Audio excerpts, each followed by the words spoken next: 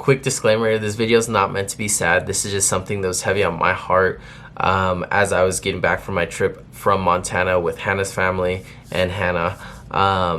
And it was crazy because like I never thought that I was going to see Yellowstone the way that I seen Yellowstone.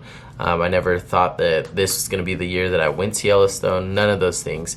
And so something that was just heavy on my heart is like, I remember growing up, my mom talking about her going through Yellowstone, and like in my head I was always thinking like, oh yeah, one day we're going to experience that together.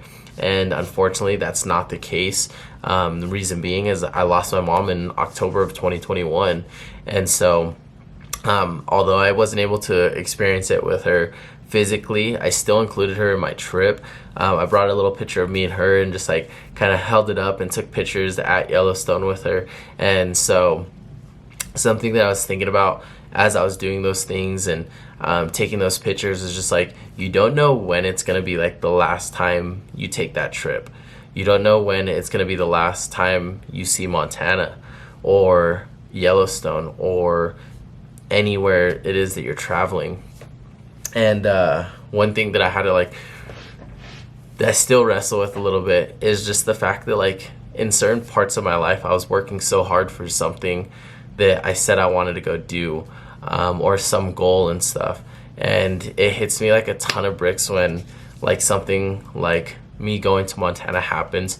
And the reason being is like, hits me like a ton of bricks because I was working so hard for like one day. Like one day I'm gonna go travel the world with my mom, and it's like, yo, like this was one day, but it's not how I expected it whatsoever.